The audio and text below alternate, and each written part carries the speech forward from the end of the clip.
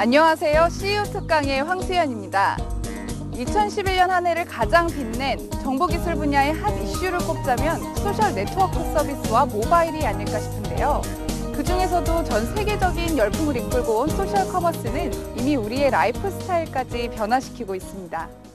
오늘 우리가 만나볼 CEO는 대한민국 대표 소셜 커머스 업체인 티켓몬스터의 신현성 대표인데요.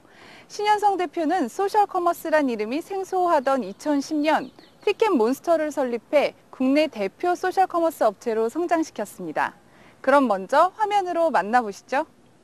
지난해 폭발적인 성장을 이룬 소셜 커머스 시장. 오픈마켓과 함께 온라인 유통 채널의 양대 산맥으로 자리 잡으면서 시장 규모도 1조 원을 돌파했다. 2007년 미국에서 처음 시작된 소셜 커머스. 그룹폰이 등장하면서 소셜 커머스 시장이 급속도로 성장했고 IT 인프라가 발달돼 있는 한국에서도 2010년 소셜 커머스 시장이 시작되었다. 적절한 언론 홍보와 마케팅, 스마트폰 확산 등의 영향으로 시장의 폭발적인 성장을 이끈 티켓몬스터. 이런 티켓몬스터를 이끌며 차세대 CEO로 급부상하고 있는 신현성 대표. 2010년 5월 10일 서비스를 시작한 티켓몬스터는 1년 7개월 만에 회원 약 400만 명, 사원 800여 명의 회사로 성장했고 지난해 리빙소셜과의 M&A를 통해 글로벌 시장으로의 도약을 시작했다. 티모는 친구가 되자, 계속해서 변화를 일으키자, 함께 성장하자, 즐거움과 놀라움을 선사하자는 4가지 기업 가치를 가지고 계속 진화해 나가고 있다. 오늘 대학생들을 위한 CEO 특강, 꿈꾸는 젊은가의 소통에서는 국내 소셜 커머스 업계를 선도하고 있는 티켓몬스터 신현성 대표를 만나본다. 네, VCR 재밌게 보셨나요? 그럼 지금부터 대한민국 대표 소셜 커머스 업체인 티켓몬스터의 신현성 대표를 직접 이 자리에 모시고 본격적인 강의를 시작하도록 하겠습니다. 여러분, 환영의 박수 부탁드립니다. 제가 몇 달 전에 ID인큐란 회사에 굉장히 소액의 투자를 했습니다. 엔젤 투자라고 하죠. 거기서 런칭한 서비스가 오픈 서베이, 오베이라는 그런 아이폰 앱인데요. 예전에 설문 회사와 달리 모바일로 통해서 굉장히 대중의 목소리를 빨리 듣겠다. 내가 뭐 궁금한 게 있으면 그냥 고민하는 거 말고 설문에 올려서 대중의 목소리를 굉장히 빠르게 피드백을 듣겠다. 그래서 굉장히 많은 사람들의 의견을 취합해서 결정을 할 수도 있고 그냥 궁금한 게 있으면 올릴 수도 있고 그런 새로운 개념에 제가 좀 흥분해가지고 오베이라는 회사와 함께 하게 됐습니다. 그래서 이런 설문 회사에 투자를 하다 보니까 굉장히 재밌는 설문들을 많이 찾게 됐는데요. 네, 잘 안 보이시겠지만 미국의 가장 큰 언론 중에 하나인 USA Today가 미국 대중을 바탕으로 너네들이 가장 무서워하는 거, 가장 두려워하는 게 무엇이냐라는 그런 설문을 냈습니다.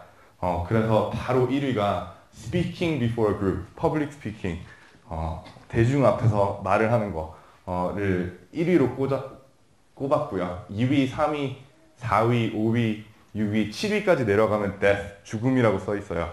그래서 굉장히 놀라웠던 게 죽는 것보다도 더 무서운 게 다른 사람들 앞에서 얘기하는 거다. 그걸 돌려서 얘기하자면 다른 사람 앞에서 얘기하는 것보다 죽는 게 더 낫다라는 그런 말을 해주는 건데 이렇게 의외의 설문조사가 많더라고요. 그래서 이 설문조사에 따르면 저는 죽는 것보다 더 무서운 퍼블릭 스피킹을 여러분들을 위해서 해드리려고 왔는데요. 또 다른 의외의 설문이 있더라고요. 초등학생들 대상으로, 뭐 7살, 8살 초등학생들 대상으로 너네들 장래 희망이 무엇이냐, 너네들 커서 꿈이 무엇이냐라고 했는데 3위는 운동선수였고 2위는 연예인이었고 1위는 공무원이었습니다. 저는 초등학교 대한민국에서 다녔는데 공무원이 뭔지도 몰랐고요. 자라서 뭐 대통령이 되겠다, 아니면 뭐 저는 뭐 마이클 조던이 되겠다, 뭐 빌 게이츠가 되겠다, 그런 꿈보다 공무원이 되겠다라는 그런 1위 장래 희망을 꼽았습니다. 그래서 뭐 공무원이 되는 게 너무 안정적이지 않나? 뭐 그런 꿈으로 꼽기에는 조금 의외의 답 아닌가? 그게 뭐 고등학교 꿈이다라고 하면 좀 이해할 수도 있겠는데 7살, 8살 때 꿈이라서 조금 저는 의외의 답이라고 생각을 했고요. 그래서 저희 창업 스토리를 조금 말씀드릴 건데 저의 첫 꿈은 테니스 선수가 되는 거였어요. 지금 18kg 쪄가지고 전혀 그게 불가능한 것 같이 보이겠지만 그래도 한때는 조금 운동을 했다라고 자랑하는 사람이었는데 제 가족은 한국에 살다가 제가 9살 때 미국 버지니아 주로 이민을 했습니다. 그때 이민한 다음에 저는 중학교를 조금 외롭게 살았고요. 영어도 잘 안 되고 미국 문화도 잘 모르고 그래서 백인 애들이 잘 안 놀아주고 그래서 굉장히 좀 외롭게 살다가 고등학교 들어가서 제 목표를 제가 굉장히 못하는 굉장히 힘들어하는 걸로 꼽았어요. 저는 학생회장이 되겠다 라고 꼽아가지고 학생회장 되려면 인기가 많아야 되잖아요. 그런데 인기 많은 사람들이 누군지 살펴보니까 운동선수더라고요. 그래서 나도 테니스 선수가 되겠다라는 그런 꿈을 가졌어요. 그래서 미국에서는 학생들이 뭐 5살, 6살 때부터 운동을 본격적으로 시작하고 굉장히 운동을 잘해요. 그래서 저는 이제 고등학교 들어가면서 테니스를 시작했으니까 굉장히 힘들었는데 그래도 하루에 5시간씩 연습을 하면서 테니스 선수 되겠다, 테니스 선수 되겠다, 테니스 선수 되겠다 라는 그런 목표와 꿈을 갖고 저는 과학고등학교를 다녔습니다. 1학년 때 그 테니스 팀에서 저는 잘렸고요. 열심히 했는데도 불구하고. 그런데 굉장히 기억이 나는 게 아슬아슬하게 잘렸어요. 마지막 날에 잘렸는데 그 마지막 날 내가 조금만 더 잘하면 이 팀에 들어갈 수 있을 것 같다. 그래서 그 전날 안과에 갔거든요. 그래서 내 눈이 조금 덜 보이는 것 같다. 너 좀 렌즈를 좀 제대로 주시면 내가 테니스 팀 들어갈 수 있을 것 같으니까 렌즈를 좀 바꿔달라. 그래서 그분이 렌즈를 바꿔주셨어요. 근데 딱 끼니까 되게 불편하더라고요. 그런데 안과 선생님이 말씀하시는 게 내일 대봐라. 잘 보일 거다. 라고 해가지고 믿고 저는 마지막 날에 들어갔는데 하나도 안 보이더라고요. 그래서 마지막 날 굉장히 그 실패한 게 너무 슬펐고 그래서 2학년 들어가가지고 테니스 팀이 서로 굉장히 좀 공을 주고받고 연습을 할 때 저는 굉장히 민망하게 그 옆에서 벽에다 치면서 연습을 해서 그래서 결국에 테니스 팀에 2학년 때 결국에 겨우겨우 들어가게 됐고요. 3학년 돼서 계속 5시간씩 연습해가지고 주전 선수가 됐고 4학년 때 굉장히 자랑스럽게 버지니아 대표 테니스 선수가 됐습니다. 그래서 어떻게 봐서는 굉장히 무식한 사람이라고 생각할 수도 있을 것 같고요. 너 잘하는 거 하지 왜 테니스 선수 되려고 해. 그런데 굉장히 항상 이렇게 꿈을 꾸면서 이 목표를 보고 달리는 그런 사람이었습니다. 그래서 4학년 이제 미국은 고등학교가 4년이니까 졸업하면서 저도 스스로 깨달은 게 프로 테니스 선수는 못 될 것 같다라고 했고 엄마도 항상 저 테니스 연습하지 말라 그랬거든요. 네가 이거 해봤자 뭐 어떻게 되겠어 라고 하면서 제가 그만둔다라고 엄마한테 말씀드릴 때 엄마가 말씀해 주시는 게 거봐 너 테니스 선수 못 되잖아 공부나 해 라고 해서 대학교 갔습니다.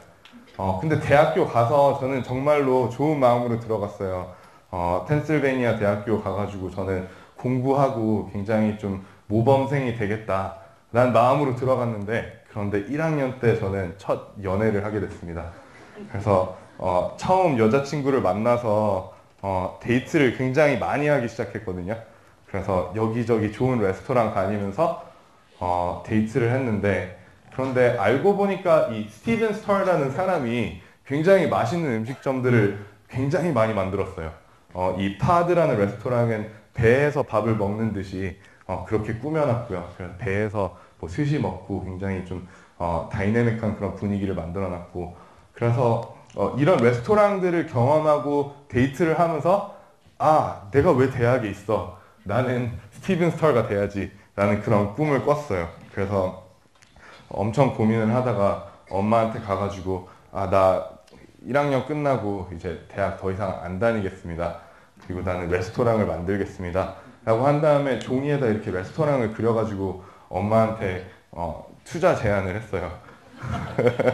그래서 제 컨셉은 굉장히 좀 그때 연애 첫 여자친구라서 첫사랑이라고 할 수도 있죠. 그래서 굉장히 연애에 빠졌던 때여서 그래서 좀 프라이빗하고 데이트에 좋은 그런 레스토랑을 어떻게 만들 수 있을까라는 그런 생각을 굉장히 많이 했어요.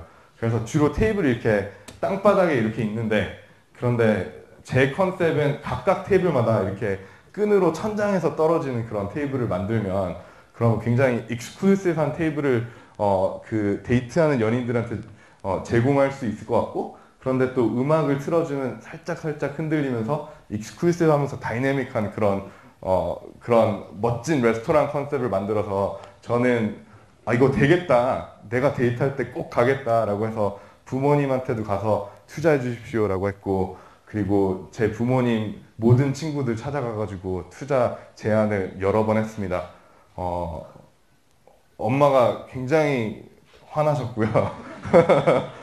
그래서 너 또 무슨 생각하냐 라고 하면서 일단 돈을 안 주신다고 하시니까 레스토랑을 만들 순 없고 그래서 제가 2학년 들어서 친구랑 하기로 했던 게 인터넷 사업이었어요. 그때 이제 레스토랑 사업은 굉장히 자본금이 많이 드니까 그런데 사업은 하고 싶고 뭔가 해보고 싶고 그래서 인터넷 사업을 해보자 그랬습니다. 그래서 2학년 때 제가 딱 2학년 들어갈 때 느꼈던 고통이 미국은 다 기숙사에서 학생들이 사는데 기숙사를 찾는 그런 시스템이 없더라고요. 다 돌아다니면서 어떤 선배가 사는 집에 노크해가지고 선배님 다음 학기에 나가실 겁니까? 저 들어와도 돼요? 그런 좀 뻘쭘한 그런 사건들이 많았고요. 그런데 인터넷도 굉장히 많이 쓰는 세대였고 왜 인터넷에 그런 기숙사들을 안 모아놨는지 그런 정보를 안 모아놨는지 제가 납득이 안 돼가지고 그래서 기숙사 리스팅 서비스를 만들어보자 라고 해서 이 파인드орм스라는 그런 사이트를 만들었어요. 제 그때 베스트 프렌드랑 같이 만들었고요. 이 친구랑 한 200불 정도 모아가지고 인도에 아웃소싱 해가지고 굉장히 저렴한 가격에 저렴한 디자인에 저렴한 웹사이트가 나왔습니다. 이게 제 첫 어떻게 봐서는 사업 시도였고요. 근데 이 사업이 굉장히 빨리 망했어요. 왜 망했냐? 사실 아이디어 그렇게 나쁘지 않았던 것 같거든요. 그냥 사업을 만만하게 본 것 같아요, 그때. 굉장히 힘든 건데, 나 사업할 수 있어. 너무 쉬워. 이렇게 꼭 필요한 거 있는데 그냥 만들면 되지. 그런 생각을 하고 들어갔어요. 그런데 굉장히 사소한 사건들 때문에, 그 파트너 관계가, 무너지는 것 같고, 굉장히 좀 작은 사건들 때문에 회사들이 망하는 것 같은데, 어떻게 봐서는 작은 사건에서 출발하는, 하는 것 같은데, 제 룸메이트랑 같이 했는데, 룸메이트가 한 3달 이 사업을 하다가 저한테 와서 이런 말을 하더라고요. 나 다음 주 시험이 있으니까 나 공부해야 되니까 너가 이 사업 맡아줘 라고 해서 근데 저는 생각해 보니까 나도 다음 주에 시험 있는데 나도 공부해야 되는데 네가 맡아 라고 하면서 첫 다툼을 했고요. 그 다음에 또 겨울방학이 왔어요. 겨울방학 때 저는 이렇게 막 친구들 많아가지고 이때 그래서 방학 때 어디 여행 가야겠다 라고 해가지고 제 파트너한테 가가지고 나 여행 갈 거니까 네가 이 사업 맡아줘 라고 하면서 갔어요. 그런데 안 맡았어요. 얘도 어디 여행 갔다고. 그래서 그런 굉장히 좀 작은 다툼 때문에 이 사업이 망했고 제가 이때 깨달은 게 사업 굉장히 힘든 거구나. 사업이 만만하게 보면 절대 아닌 거구나 라는 그런 생각을 했습니다. 그래서 3학년 때 엄마 말 잘 듣고 공부를 열심히 하다가 4학년 돼서 제가 인바이트 미디어라는 회사를 동료들과 교수님들과 함께 설립을 하게 됐습니다. 이번에는 사업이 굉장히 힘든 걸 알고 있으니까 제대로 해보자 라는 그런 생각도 있었고 그런 마음으로 인바이트 미디어를 만들었어요. 인바이트 미디어가 뭐냐면 G마켓 같이 오픈마켓인데 상품을 사고 파는 오픈마켓이 아니라 배너 광고를 사고 파는 그런 오픈마켓이었어요. 그래서 내가 웹사이트를 운영한다 라고 하면 좀 돈을 벌고 싶다라고 하면 그 배너 공간을 이 인바이트 미디어에 올리면 그럼 사람들이 들어와가지고 거기에 옥션 형태로 비딩을 해가지고 그 배너 공간에 광고를 따가고 그런 형식이었거든요. 그래서 굉장히 잘 되고 있었어요. 저희 5명으로 이것도 시작했는데 그런데 20명 되고 50명 되고 70명 되고 굉장히 잘 되고 있는데 그때 딱 제가 대학교 졸업할 때가 됐거든요. 그래서 어머니가 다시 제 인생에 들어와서 인바이트 미디어가 뭐냐, 내가 한 번도 안 들어본 회사다 라고 하면서 제가 어머니한테 가서 당연히 제가 만든 거니까 안 들어보셨죠? 라고 말씀드렸고, 그래서 어머니랑 아버지가 굉장히 좀 강력한 말씀을 이때 많이 하셨어요. 아버지도 졸업하시고 사업을 하셨는데 저한테 오셔서 내 인생의 가장 큰 후회가 사업한 거다. 너 하지 말아라. 라고 하셨고, 제 어머니도 저한테 오셔서 거의 막 무릎 꿇으셔서 저한테 2년만 내가 들어본 회사에서 근무를 해라. 라고 말씀하셨고, 그래서 저는 그때 맥킨지에 들어가서 컨설팅을 2년 동안 했고요. 2년 다니면서 제가 옆에 같이 창업한 인바이트 미디어 친구들이 이 회사를 키워나가고 이 회사의 프로세스를 만들어 나가고 이 회사의 미래를 만들어 나가고 그리고 결국에 구글에 인수돼서 이제 글로벌한 그런 구글이란 회사에서 그 배너 광고를 대행해주는 그런 구글이란 멋진 회사에서 기술력으로 승부하는 회사에서 배너 광고 기술이 된 그런 사례를 봐서 저는 같이 만들었는데 함께 할 수 없어서 너무 안타깝다 라는 그런 생각으로 이제 맥킨지 다니다가 한 1년 8개월 돼서 2년 딱 다가올 때 어머니한테 가서 저 이제 2년 채웠으니까 한국 가서 창업을 하겠습니다 라고 말씀드렸습니다. 그래서 제가 한국에 온 날이 2010년 1월 며칠이었는데 1월 5일인가 그랬는데 그게 30년 만에 가장 눈이 많이 왔다는 그날이었고요. 그래서 한국에 와서 굉장히 사실 힘들었어요. 그때 3명 한국말도 못하는 사람이 와가지고 창업을 하기 시작했고, 그래서 어떻게 해서 카이스트에 2명을 만나서 이 5명이 같이 창업을 하게 됐고, 그래서 티켓머스터가 그렇게 만들어졌습니다. 2010년 5월에 런칭을 했고요. 저희가 2011년 돼서 이제 몇백 명 규모의 회사가 됐고 월 100억 규모를 저희가 기록을 했고, 이제 현재 시점에서 900명 그리고 월 한 500억 정도 하는 회사가 됐거든요. 그래서 굉장히 2년 동안 급성장을 했습니다. 그럼 되게 재밌는 일들이 많았어요. 뭐 예를 들자면 저희가 처음 시작할 때 5명에서 50명 될 때까지 대학생 인턴들만 같이 일을 했거든요. 굉장히 좀 흔히 볼 수 없는 그런 사례죠. 다 정규직 직원을 채용하는데 저희는 제가 너무 어려가지고 직원을 채용한다는 것 자체가 좀 되게 어색했고, 그리고 돈도 없어서, 그래서 50명 될 때까지 저희가 대학생 인턴들과 함께 일을 했고, 그 대학생 인턴분들이 같이 커서 지금 본부장, 뭐 그룹장 굉장히 좀 높은 그런 저희 회사의 리더십을 맡고 계시고, 저희가 한 60명 될 때까지 28평 사무실에서 일을 했어요. 그걸 계산해 보시면 한 사람이 0.5평을 쓰는 건데 한 의자에 막 2명이 앉고, 그래서 너무 쪽팔려가지고 사람들이 면접 보러 오면 우리 사무실 없다, 보라색 카페에서 저희 면접 보고 그런 기억이 있습니다. 저도 굉장히 젊지만 아까도 말씀드렸던 것 같은데 85년생 28살이거든요.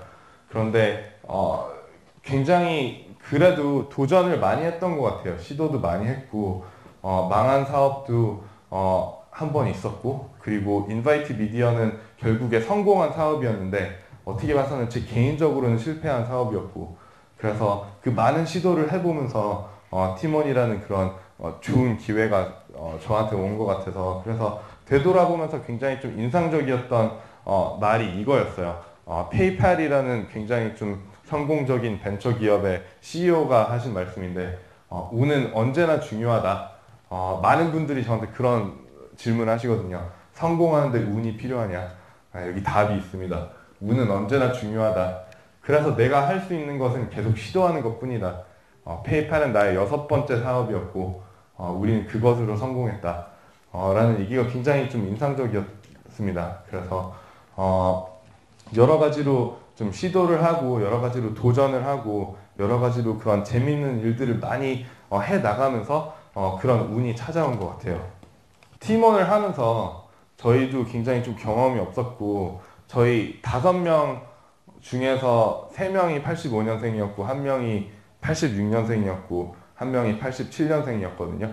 그래서 굉장히 좀 나이도 어렸고 다 합쳐서 저희 일한 경력이 한 3년밖에 안 됐었거든요.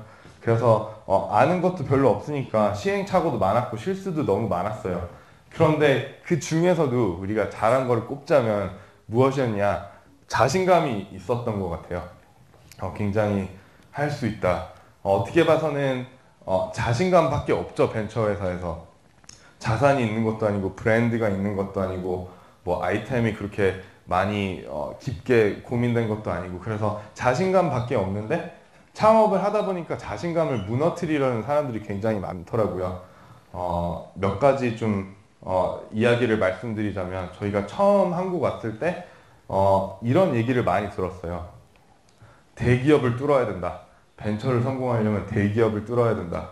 그래서 저는 굉장히 그런 얘기를 들어서 그럼 대기업 뚫어보지 라는 그런 생각이 들었어요. 그래서 대기업 뭐 대리부터 차장에서 부장에서 임원들까지 한 명 한 명 컨택이 되는 사람들 다 콜드콜 해가지고 저희가 대기업을 뚫으려고 했거든요. 아무도 안 만나주더라고요. 그런데 그 중에서 어떤 한 상무님이 대기업 상무님이 저한테 그래 너 귀찮으니까 한번 돼지고기 사줄게 삼겹살 사줄게 라고 하면서 삼겹살을 같이 먹는 자리가 있었어요. 그래서 삼겹살을 사주시면서 그래 너네들 뭐 필요하니 내가 뭐 도와줄 수 있어 등등 그런 얘기를 하다가 소주를 같이 먹다 보니까 그분이 취하신 거죠. 그래서 그분이 저한테 말씀해 주신 게 너가 나온 대학이 내 아들이 지금 고등학생인데 너가 나온 대학이 내 아들이 꿈을 꾸고 거기 가고 싶어 한다. 굉장히 너가 나온 대학 들어가고 싶어 한다. 그런데 내 아들이 그 대학 졸업한 다음에 너같이 되면 굉장히 실망할 거다. 라는 얘기를 제 눈을 똑바로 보면서 말씀해 주시더라고요. 나는 대기업에서 20년 넘게 근무를 했고 지금도 사업할까 말까 고민을 하고 있는데 네가 무슨 생각으로 창업을 하냐? 왜 벤처를 하냐? 그런 얘기를 할 때 굉장히 좀 자신감이 떨어졌고요. 그리고 저도 아까 말씀드렸듯이 굉장히 좀 대학교 오는 걸 좋아해요. 대학교 졸업한 지 오래되지도 않았고 그래서 저희 처음 시작할 때 카이스트에 가가지고 저희 창업자들 중 2명이 카이스트였으니까 카이스트 가가지고 저희가 한번 이렇게 교수님한테 좀 우리 모델을 설명하고 알리고 그리고 좀 피드백을 받을 수 있는 자리를 마련해 주세요 라고 해가지고 교수님이 되게 감사하게 그 자리를 만들어 주셨거든요. 그래서 저희 가가지고 그 전날 밤새서 PT 만들고 땀 뻘뻘 흘리면서 설명을 했어요. 티켓몬스터 이런 모델이고 하루에 하나씩 굉장히 맛있는 레스토랑을 50% 할인해가지고 고객들한테 제공해드리고 그 50% 할인이라는 파격적인 할인 때문에 많은 사람들이 친구들한테 알려서 그런 홍보 효과를 중소규모 업체들한테 돌려드린다. 그런 설명을 한 다음에 그 학생들하고도 되게 재밌는 대화 많이 나눴거든요. 학생들이 이렇게 해보면 잘 알릴 수 있을 것 같아. 이렇게 해보면 이 모델 성공할 수 있을 것 같아. 굉장히 좀 발전적인 얘기를 많이 해주셨는데 딱 끝날 때 그 교수님이 어떤 벤처 캐피털 사장님을 또 모셨어요. 그래서 그 강연이 끝날 때쯤 벤처 캐피털 사장님이 올라오셔서 저희를 평가하는 자리를 저희도 모르게 마련하셨는데 그런데 그분도 말씀하시는 게 이 회사 절대 성공할 수 없다. 이 모델이 뭔지도 모르겠고 이 5명 경험도 하나도 없고 이 사람들 뭐 하는지 모르겠는데 내가 벤처 캐피털로서는 절대 여기 투자 안 하겠다. 투자 안 하면 투자 못 받으면 성공할 수 없다. 그런 말씀을 해서 그래서 굉장히 이렇게 자신감 떨어뜨리는 얘기가 많이 오고 갔던 것 같아요. 그래서 저희가 그걸 극복할 수 있었던 게 그래도 자신감이 있었던 것 같고 그런 얘기 들을 때마다 창업자끼리 집에 들어가서 저희 한 집에서 5명 같이 살면서 창업을 했거든요. 같이 얘기하면서 그래도 우리 할 수 있을 것 같아. 그래도 우리 풀어보자. 그래도 우리 한번 해보자. 라는 그런 자신감이 있었던 것 같고요. 두 번째로 그래도 티켓몬스터가 잘한 게 뭐가 있냐라고 했을 때 굉장히 결정을 많이 내린 것 같아요. 실행을 많이 한 것 같아요. 그래서 되게 운 좋게도 제가 미국에서 한국 오기 직전에 읽었던 기사 중에 하나가 어떤 성공적인 벤처 하시는 분이 하신 말씀인데, 그런데 이런 얘기가 있었어요. Successful leaders make more decisions than others. 성공적인 리더들은 성공하지 못한 리더들보다 더 많은 결정을 내린다. 그래서 그거를 어떻게 저는 받아들였냐면요. 특히 경험이 없으면 어떤 결정이 맞는지 잘 모를 수도 있다. 그런데 그것만 갖고 계속 고민을 하고 있으면 그러면 아무것도 안 된다. 벤처 회사에서 뭐 돈도 없고 모멘텀이 굉장히 중요한데 계속 결정을 내려 나가면서 틀린 결정을 내리면 빨리 바꾸고, 맞는 결정을 내리면 그 맞는 결정의 데이터 포인트를 바탕으로 밀어붙이고, 그래서 더 많은 결정을 성공적인 리더들이 내린다라는 그런 얘기를 듣고 왔어요. 그래서 저희 처음에는 진짜 아무것도 몰라가지고 굉장히 지금 되돌아봤을 때 당연한 것들이 고민이 많이 됐거든요. 저희 이런 소셜 커머스라는 업계에 처음 진출한 회사인데, 한국에서. 그런데 저희가 그때 고민했던 게 하루에 하나씩 모델로 저희가 시작했어요. 하루에 하나씩 레스토랑을 팔았고, 하루에 하나씩 헤어샵을 팔았고, 그런데 저희가 서울을 반으로 쪼갤까? 강남, 강북 이렇게 두 개로 쪼갤까? 라고 했을 때 굉장히 두려웠거든요. 왜 두려웠냐? 우리 회원들 그때 한 10,000명밖에 없었는데 강남, 강북 나누면 이 회원들이 갈리지 않을까? 그래서 각각 딜 둘 다 안 팔리지 않을까? 아무도 안 알리지 않을까? 강남 페이지만 보고 있다가 강북 페이지 나오면 강북 페이지 볼까? 뭐 그런 좀 무식한 고민을 굉장히 많이 했던 것 같아요. 그런데 더더욱 두려웠던 게 이 회원들을 모으는데 굉장히 노력을 많이 했거든요. 돈을 하나도 안 쓰면서 노력을 많이 했어요. 저희가 예를 들자면 최근 1년 동안 나온 모든 IT 기자들을 보면 그 밑에 기자분들이 이렇게 이메일 주소를 남기거든요. 그래서 그거를 최근 1년 동안 모든 IT 기사들의 기자 이메일을 다 모아가지고 그래서 리스트를 쫙 뽑고 매일 보도자료를 냈어요. 우리 창업한다. 티켓몬스터라는 회사 있다. 매일 보도자료를 내면서 알렸거든요. 그리고 카페에 굉장히 글을 많이 올렸어요. 우리 돈을 안 써야 되니까. 근데 카페에 글을 올리신 분들은 아시겠지만 굉장히 카페에 글 올리기 힘들거든요. 막 등급 업해야 되고, 막 글을 6개월 동안 한 3번 올렸어야지만 여기에 쓸 수 있고, 그래서 그런 고생을 하면서 모은 10,000명인데 이게 갈리면 나뉘면 이 회원들 떠나가면 어떨까 라는 생각으로 고민을 많이 했는데, 근데 결국에 굉장히 결정을 많이 내렸던 것 같아요. 틀리면 다시 돌아가면 되지, 그런 생각으로. 그리고 마지막으로 굉장히 좋은 사람들이 많이 있었던 것 같아요. 저희 자신감이 떨어졌을 때 옆에서 그래도 할 수 있어, 우리 열정을 한번 쏟아 부어보자 라는 사람들, 아니면 굉장히 자세가 좋아서 같이 커보자, 같이 성장해보자 라는 사람들, 아니면 제가 틀린 결정을 내렸을 때 이거 틀렸다 라고 해주는 사람들, 그런 주변에 좋은 사람들이 많아서 저희가 이렇게 성장을 할 수 있었던 것 같아요. 창업은 도대체 무엇인가 라는 그런 생각을 제가 좀 최근에 하게 됐어요. 그 이유는 저는 그냥 새로운 거 하고 싶어 라고 뛰어들었는데, 그런데 알고 보니까 창업이 굉장히 힘들었고, 그런데 나중에 좀 창업이 뭔가라는 그런 생각을 하게 됐거든요. 그래서 저도 창업이 뭔가라는 그런 생각으로 좀 4가지 정도 정리를 해봤는데요. 첫 번째는 창업이 굉장히 좀 상상치도 못하는 그런 아이디어를 생각해내는 게 창업이다 라고 생각하시는 분들이 굉장히 많은 것 같아요. 막 직장을 다니면서 내가 그 누구보다도 뛰어난 아이디어가 생각이 나면 그때 그만두고 창업을 하겠다 라는 그런 생각을 하시는 분들이 굉장히 많은 것 같아요. 저도 그랬어요.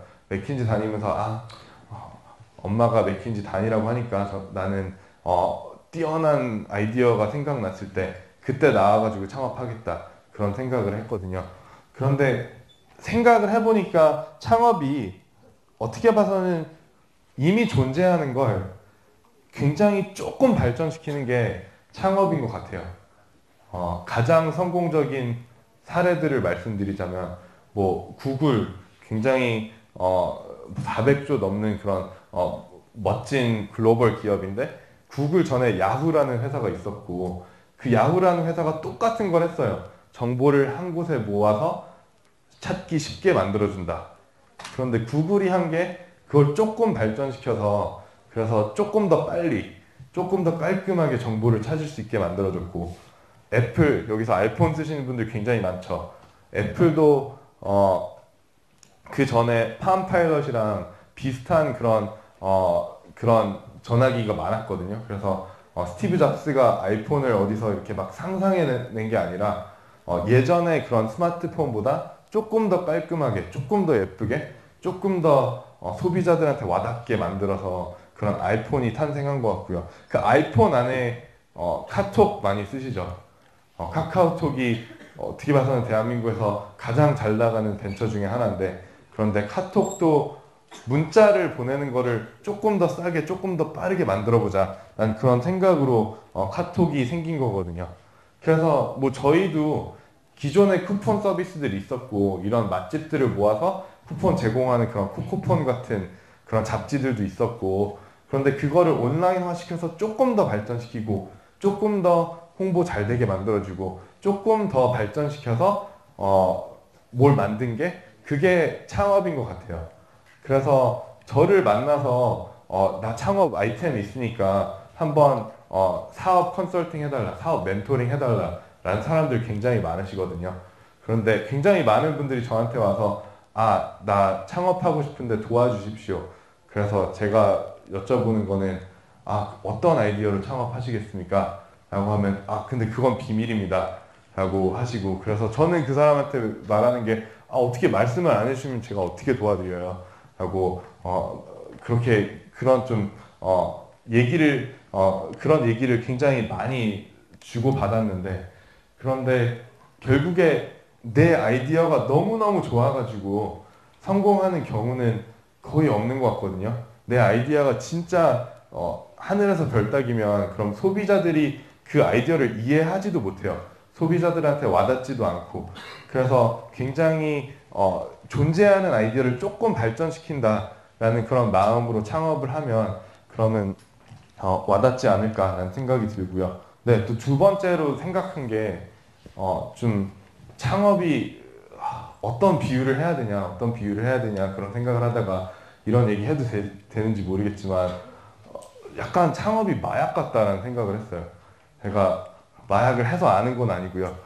그런데 뭐 책에서 읽을 때 약간 마약 같다라는 생각을 했어요. 창업이 옆에서 누가 창업을 하기 시작하면 옆에서 누가 사업을 하기 시작하면 나도 하고 싶어져요. 그 다음에 사업을 하게 되면 굉장히 안 하기 힘들어져요. 그 다음에 사업을 하면 굉장히 좀 힘들 때도 더 힘들어지고 굉장히 즐거울 때도 너무 즐거워지고 그런 게 제가 책에서 읽기로는 마약 같은 것 같은데 제가 창업을 하고 싶다라고 제 친구한테 얘기를 했을 때 제 친구가 이미 창업하고 있었던 친구가 있었거든요. 그 친구가 저한테 얘기해 준 게 진짜 힘들다. 마음이 너무 힘들다. 오늘은 내가 대박 나서 굉장히 돈을 많이 벌고 굉장히 세상을 바꾸고 굉장히 멋진 일을 할 것 같은데 딱 자고 그 다음날 일어나면 우리 회사 망할 것 같다. 라는 그런 말을 해주더라고요. 그래서 저도 그런 느낌을 느끼면서 정말 이 창업이라는 게 굉장히 좀 재밌고 모험적이고 그러면서도 너무 힘들다는 생각을 했고요. 창업이 왜 힘든가라는 그런 생각을 했을 때 너무 배워야 되는 게 많은 것 같아요. 내가 새로운 회사를 만든다, 시작한다라고 했을 때 그 회사의 비전도 만들어야 되고 그 회사에 같이 일하는 사람들도 일일이 면접 봐서 다 뽑아야 되고 그래서 인사도 내가 담당해야 되고 재무도 담당해야 되고 사업 계획도 내가 뽑아야 되고 그래서 그런 너무 많이 해야 된다라는 부분이 굉장히 힘들었던 것 같아요. 그래서 창업을 하고 싶으신 분이 없다라고 하시는데 그래도 몇 가지 대한민국 창업에 대해서 좀 말씀드리면 창업을 하시기에 굉장히 좋은 시기인 것 같긴 해요. 일단 인터넷, 모바일, 전자상거래 그런 것들이 너무 발전되어 있는 게 대한민국이고 그래서 이베이라는 회사 안에서 G마켓이 세 번째로 커요. 미국, 독일, 그 다음에 한국이 세 번째로 크고 그리고 저희도 세계적인 그런 소셜 커머스 업계 안에서 저희도 아시아에서 가장 크고 그리고 한 5손가락 안에 들고요.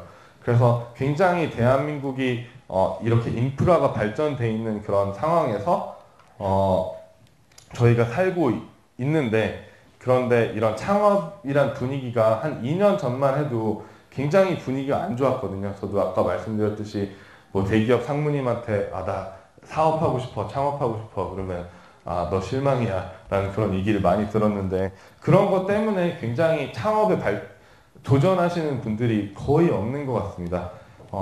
그래서 창업을 하고 싶다라는 그런 저 뒤에 한 분한테 좋은 의미는 굉장히 뻔한 아이디어들도 아직 한국에서 실행되고 있지 않은 것 같아요. 그래서 기자분들이 저한테 항상 물어보시는 게 왜 미국에서 존재하는 아이디어들을 한국에서 창업을 하냐? 왜 한국에서는 상상치 못한 그런 새로운 그런 엄청나게 혁신적인 아이디어들이 안 나오냐? 라고 많이 물어보시거든요. 카카오톡도 미국에 이미 있었고 티켓몬스터도 미국에 그런 아이디어가 있었고 그런데 제가 말씀드리는 거는 뻔한 아이디어들부터 먼저 해야 된다. 내가 창업가로서 내가 성공을 하고 싶고 내가 내 리스크를 그래도 그나마 조금이라도 줄이고 싶은 상황에서 뻔한 아이디어들을 먼저 실행하고 그 뻔한 아이디어를 다 하고 있을 때 그때 새롭고 그때 창의적인 아이디어를 도전해야 되지 않느냐. 뻔한 아이디어들이 있는데 뻔하지 않은 아이디어부터 먼저 하면 좀 순서가 틀린 거 아니냐라고 말씀을 드렸어요. 그래서 굉장히 그런 뻔한 아이디어들이 많이 좀 존재하고 있는 것 같고요. 그래서 저도 최근에 벤처 캐피털 회사를 하나 만들었어요. 투자 회사를 하나 만들었는데 패스트트랙 아시아라는 회사를 설립을 했고요.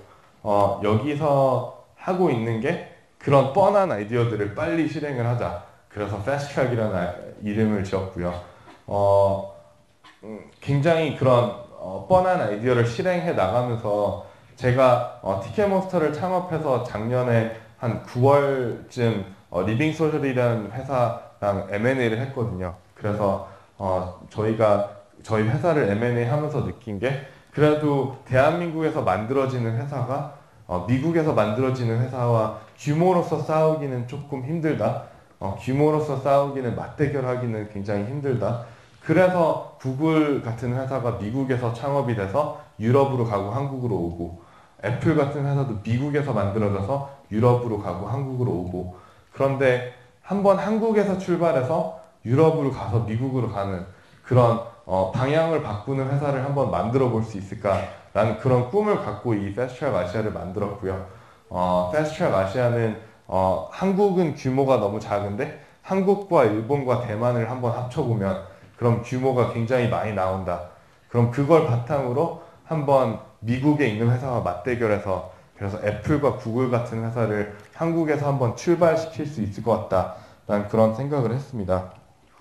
창업을 하시려는 분들 중에서 굉장히 많은 것들을 동시에 해야 된다가 굉장히 힘든 부분이다라고 제가 말씀드렸는데 그런데 최근에 들은 얘기 중에서 너무 당연한데도 저한테 굉장히 좀 자극적이었던 얘기가 어떤 성공적인 창업자가 말씀을 해주셨어요. 제가 당신은 어떻게 성공하셨습니까? 라고 했는데 그분이 저한테 말씀해 주시는 게 난 하나씩만 했다 라고 말씀을 해주셨는데 그런데 그걸 들으니까 너무 당연하면서도 너무 매력적인 얘기더라고요. 이렇게 많은 일이 있는데도 불구하고 나는 하나씩만 했다 말은 쉽지만 사실 실행하기 굉장히 힘든 거거든요.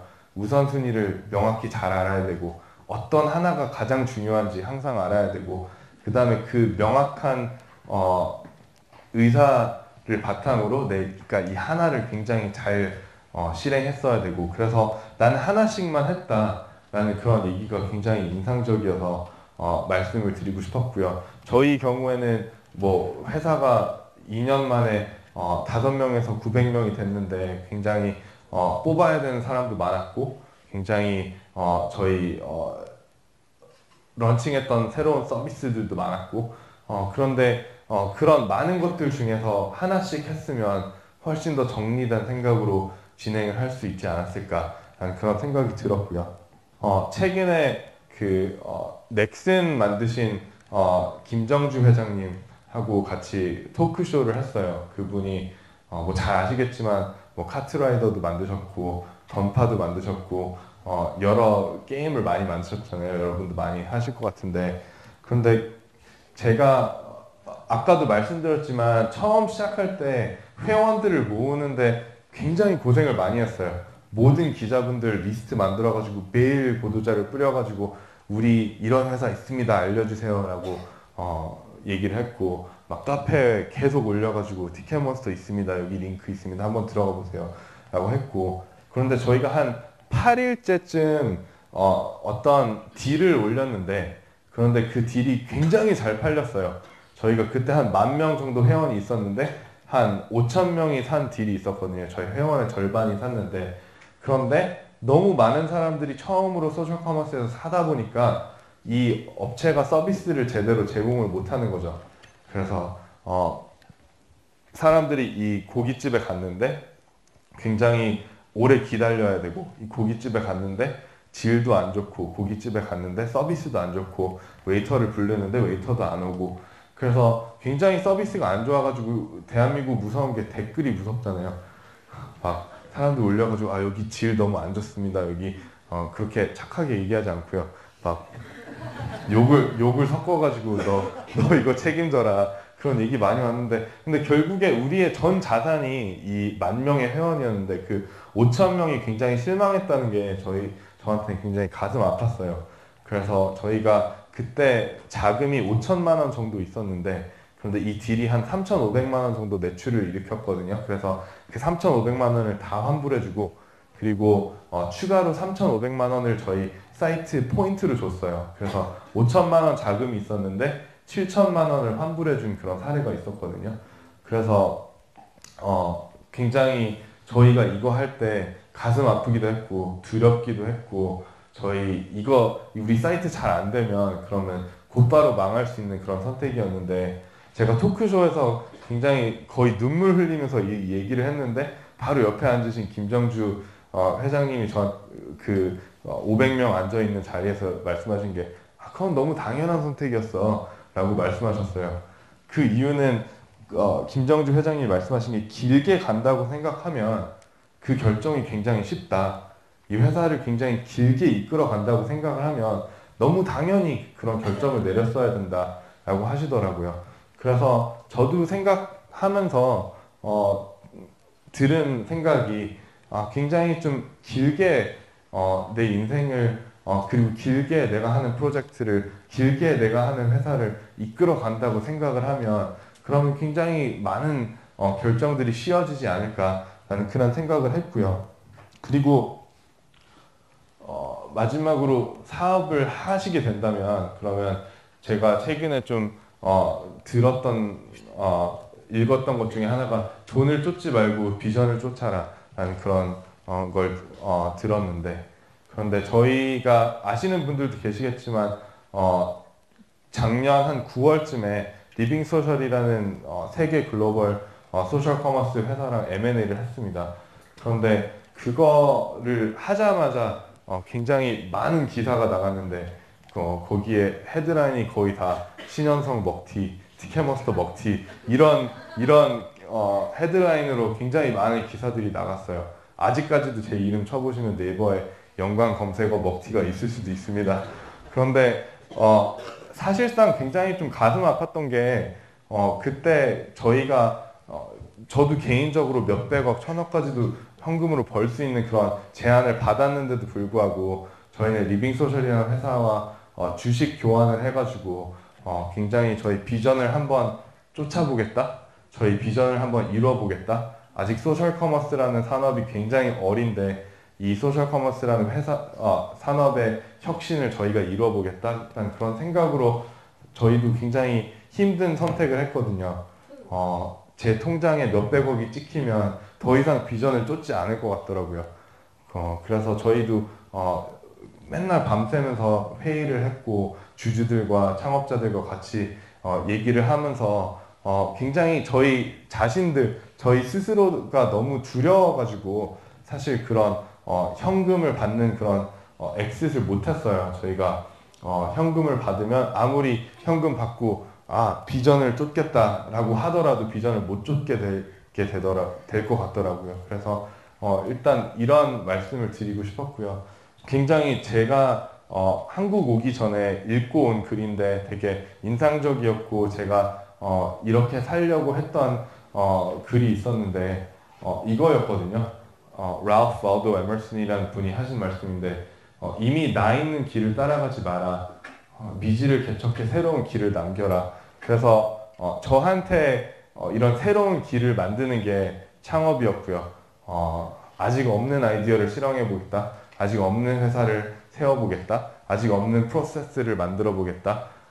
그런 게 저한테는 창업이었고요. 모든 걸 하시는 데 있어서 그게 뭐 취미 생활이든 아니면 직장 생활이든 아니면 학생 생활이든 모든 걸 하시는 데 있어서 굉장히 대한민국 분위기가 똑같은 걸 하는 게 너무 당연한 그런 사회가 된 것 같아요. 그래서 가끔 이런 글을 읽으시면서 나만의 길이 뭔가, 내가 남길 수 있는 게 뭔가, 나의 새로운 길이 무엇인가 그런 생각을 하면서 굉장히 작은 도전이라도 하시는 게 나중에 되돌아봤을 때 굉장히 좀 행복한 선택이 되지 않을까라는 그런 생각으로 저는 마무리하겠습니다. 네, 들어주셔서 감사합니다.